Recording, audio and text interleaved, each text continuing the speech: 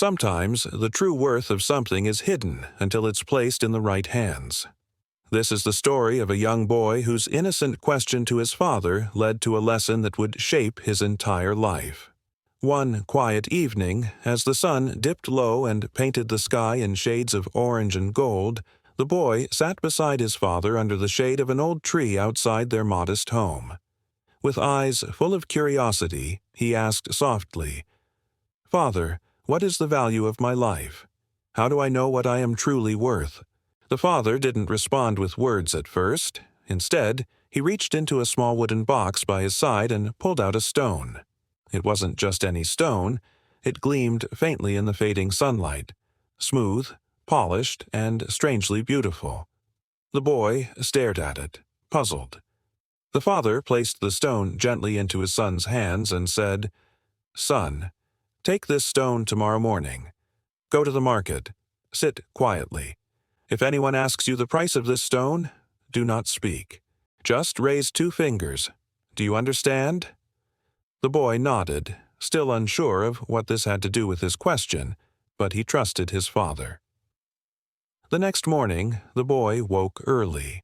He washed his face, combed his hair carefully, and carried the shiny stone in his small hands as if it were the most precious thing in the world. The bustling market greeted him with sounds of merchants calling out their goods. Fruits, fabrics, spices, and trinkets filled every corner. He found a small spot near a busy stall and sat down quietly, just as his father had instructed.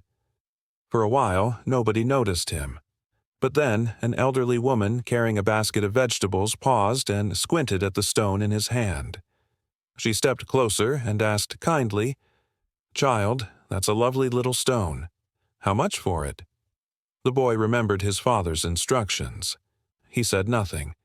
Instead, he simply raised 2 fingers. The old woman smiled and said, "2 rupees? That's fair. I'll take it." She reached into her pouch and pulled out 2 coins. The boy froze. His heart raced. 2 rupees for this stone? He wasn't sure if he should give it away. Something inside him told him not to. He quickly tucked the stone back into his pocket, shook his head, and ran home. Out of breath, the boy placed the stone on the wooden table before his father and explained everything. His father listened silently, nodding, a faint smile playing on his lips. Then he said, "Good. Now, take the stone to a jeweler's shop.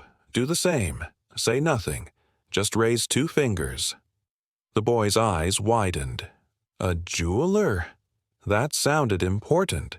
With a mix of excitement and confusion, he agreed. The jeweler's shop was nothing like the noisy market. It was elegant, filled with sparkling necklaces, shimmering rings, and precious stones that glittered under warm lamps. The boy stepped inside nervously, clutching his stone. The jeweler, a middle-aged man with sharp eyes, noticed him. His gaze immediately fell on the stone. His expression shifted, first curiosity, then surprise. He leaned forward. "Boy, where did you find that?" The boy, remembering his father's command, said nothing. He simply lifted 2 fingers. The jeweler's eyebrows shot up. 200 rupees? He exclaimed. "That's a bargain. I'll take it right now."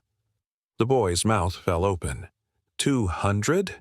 From 2 rupees to 200? His little hands trembled as he clutched the stone tighter. He quickly backed away and dashed out of the shop before the jeweler could say more. When he returned home, he repeated everything to his father. The father nodded calmly and said, "Now take the stone to the gems market, the place where rare and priceless stones are bought and sold." The boy's heart thumped in his chest. Each step of this journey was opening his eyes. With determination, he went to the part of the city he had never visited before. The gems market was dazzling. Merchants in fine clothes sat behind glass cases filled with extraordinary jewels. The boy hesitated, but then walked through the crowd, holding his stone openly in his palm. It didn't take long before a wealthy merchant spotted him. The man's eyes locked onto the stone, and he nearly stumbled as he rushed forward. "Boy, that stone. How much?" he demanded, his voice sharp with desire. The boy said nothing. He raised 2 fingers. The merchant gasped. 2,000 rupees? That's incredible. No, no. I'll give you 5,000. Just give me the stone. The boy's mind spun. 5,000? From 2 rupees to 200, and now 5,000? He clutched the stone to his chest and ran home as fast as his legs could carry him. His father listened carefully once again, his calm eyes never leaving his son's face.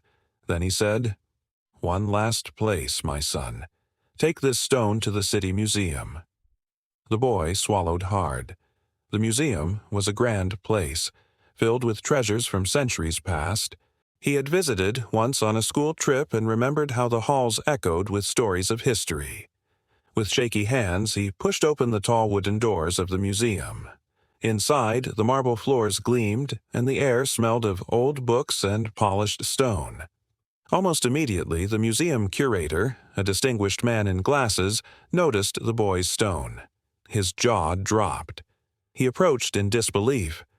"Where did you get this?" he whispered, almost afraid to touch it.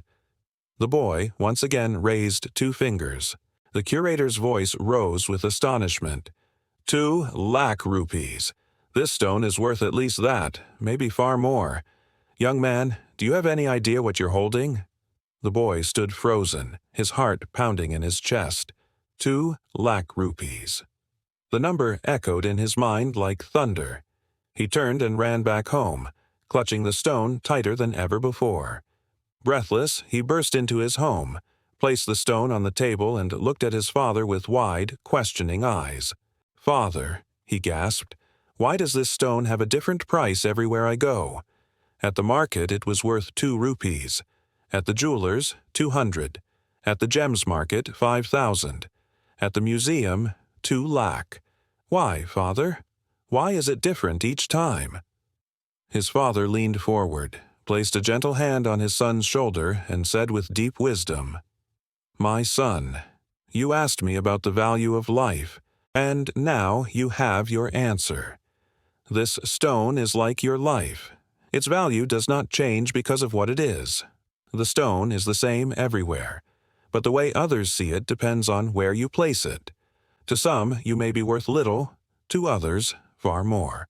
The value others place on you depends on their vision, their knowledge, their recognition, but your true worth remains constant."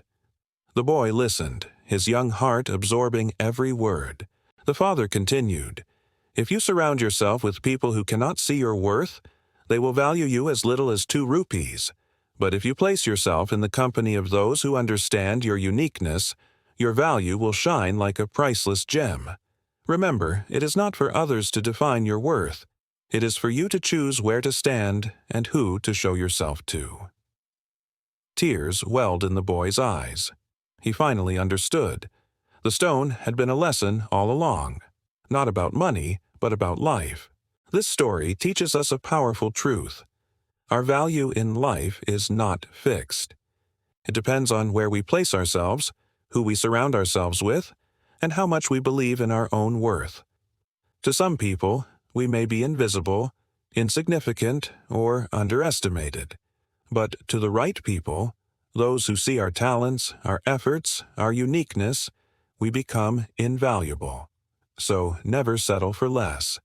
Never let the shallow judgments of others convince you that you are worth only 2 rupees. Instead, believe in yourself, keep growing, and place yourself where your light is recognized. Because just like the stone, your value is far greater than you realize.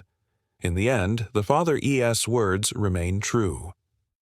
The value of your life depends on where you choose to place yourself.